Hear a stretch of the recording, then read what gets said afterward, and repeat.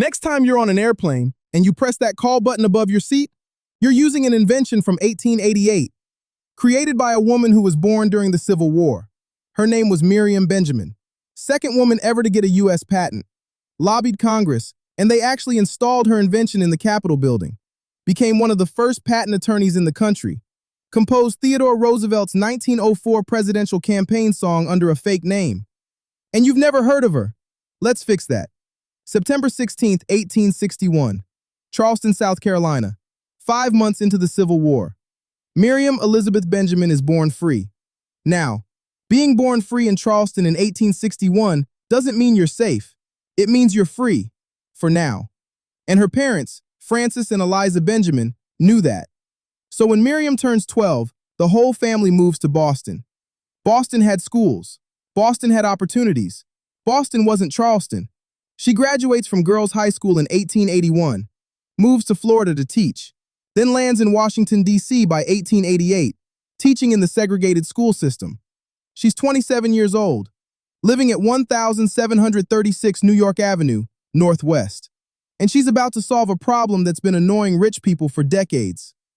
Picture a fancy hotel dining room in the 1880s, 40 people eating dinner, and there's like 10 waiters just standing there, watching, waiting. Why? Because if you needed something, you had 3 choices. Clap your hands, loudly. Yell, "Waiter!" across the room like you're at a tavern, or bang on the table like a toddler. It was loud, it was embarrassing, and it was expensive as hell for hotels. 1 waiter for every 3 or 4 guests? That's insane. Miriam Benjamin looked at this mess and thought, this is ridiculous. So she fixed it. But before I tell you how, real quick, if you're learning about an inventor who literally changed how we communicate and you've never heard her name before, hit that like button, subscribe, and drop a comment telling me which inventor you want next. All right, back to Miriam's genius. October 1887, Miriam files a patent for something she calls the Gong and Signal Chair for hotels. And when you read the actual patent, she wasn't playing. Listen to what she wrote, and I'm quoting directly. The object of my invention is to reduce the expenses of hotels by decreasing the number of waiters and attendants, to add to the convenience and comfort of guests, and to obviate the necessity of hand clapping or calling aloud. Translation? Hotels, you can fire 2/3 of your waitstaff and make your dining room quieter. You're welcome. Here's how it worked. You sit down. There's a button on your chair. You press it. A gong rings. You hear it. But here's the brilliant part. At the exact same time, a ball on the back of your chair flips. The dark side goes down, red side pops up. Waiter hears the gong, looks up, sees the red ball, walks straight to you. No yelling, no guessing, no, did you need something? And this whole system? Completely mechanical. No electricity, no batteries, just levers, rods, and physics. She wrote, it only being necessary for the guest to touch a button, when instantly a signal appears upon the back of his chair, thus notifying the waiter that his presence is desired. 1 button. Instant communication. In 1887. But Miriam didn't just think hotels. She thought everywhere. Look at where she said this could work. Dining rooms, in hotels, restaurants, steamboats, railroad trains, theaters, the Hall of the Congress of the United States, the halls of the legislatures of the various states, for the use of all deliberative bodies, and for the use of invalids in hospitals. Hotels, restaurants, trains, steamboats, theaters, the United States Congress, state legislatures, hospitals where patients could call nurses without screaming. She saw the entire market before anyone else did, and she made it accessible. Check this out. By placing the horizontal rod near the floor, the appliance may be operated with the foot-operated version, for people with mobility issues. In 1887, this woman was thinking 50 years ahead. July 17, 1888, Miriam Elizabeth Benjamin receives U.S. patent number 386,289. Second woman ever to get a patent from the U.S. government. The first was Sarah E. Good in 1885 for a folding cabinet bed. By 1900, there were only 4 women total who had patents. 4. In the whole country. Now look at who witnessed her patent. James G. Wood and Henry E. Baker. Henry Baker was a patent examiner who spent his entire career documenting black inventors. He compiled the first comprehensive list. He was fighting to prove intellectual achievement through patent records. He was literally part of the civil rights movement. And he witnessed Miriam's patent. She was making history, and the people documenting history were standing right there. Here's where it gets wild. Miriam didn't just invent this and wait for someone to buy it. She walked into the United States Congress and said, "You need this." And in 1895, 7 years after her patent, Congress installed a system based on her design. Let me say that again. The United States House of Representatives looked at her invention and said, "Yes, this is what we need." Her name was read into the congressional record by Representative George Washington Murray, one of the few members of Congress at the time, also from South Carolina. The federal government validated her genius publicly. Same year, 1895, her prototype gets featured at the Cotton States International Exposition in Atlanta. This was a massive international event. Booker T. Washington gave his famous speech there. And there was this whole building, the Negro Building, dedicated to black business, black innovation, black achievement. Miriam's Gong and Signal Chair was on display. The description said, "A patient in a hospital or one waiting in a railway station can call an attendant from an adjacent room without making any noise." The inventor claims that but half or a third as many attendants will be needed.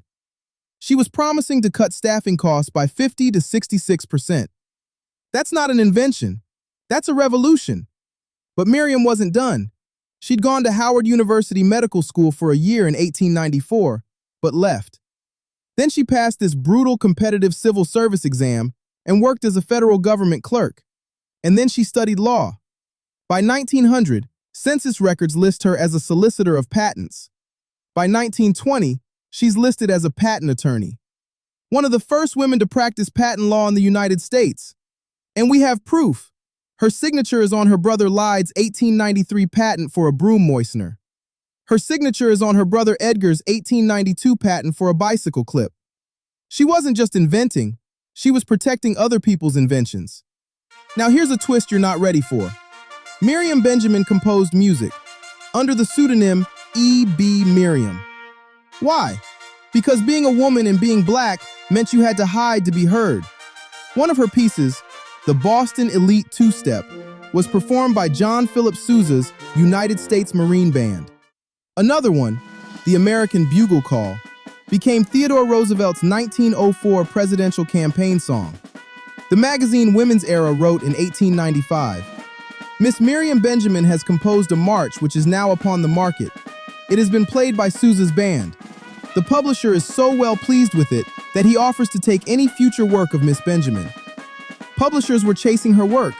She was that good. But she had to use initials to get published. 29 years after her first patent, Miriam invents again. December 4th, 1917.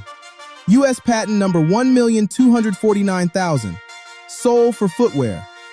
But this wasn't just a shoe insert. This was a wearable pharmacy.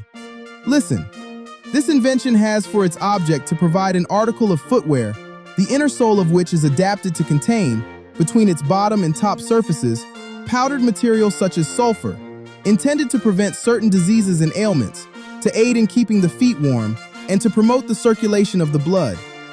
She designed a 2-layer pouch that held medicinal powder, usually sulfur, which in 1917 treated fungal infections, athlete's foot, bacterial infections.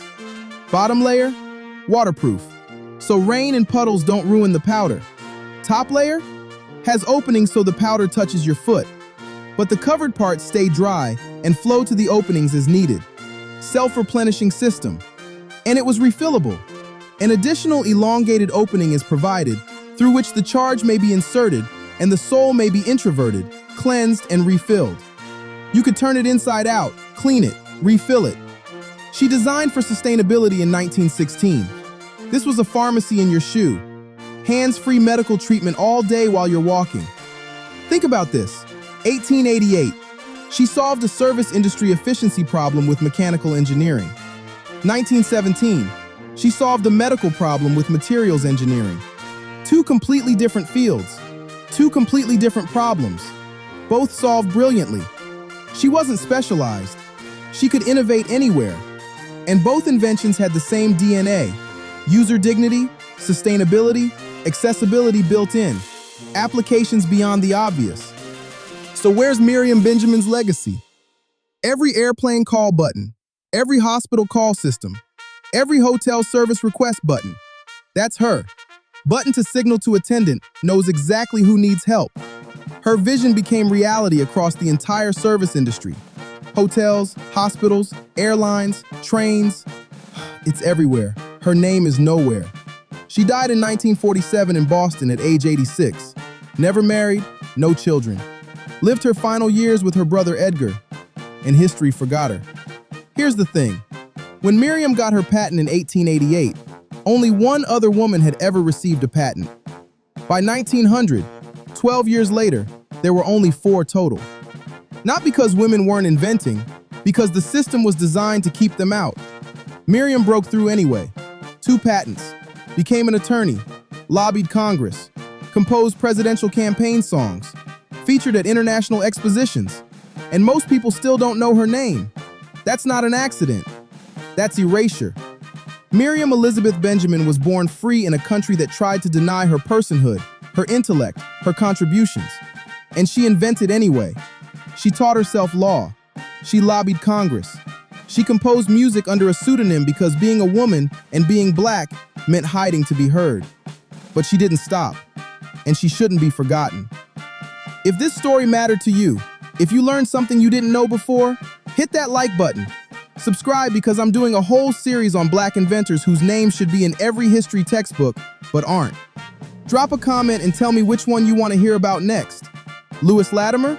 Garrett Morgan? Lyda Newman? Let me know. And share this with someone. Because Miriam Benjamin deserves more than being a footnote. She deserves her name to be known.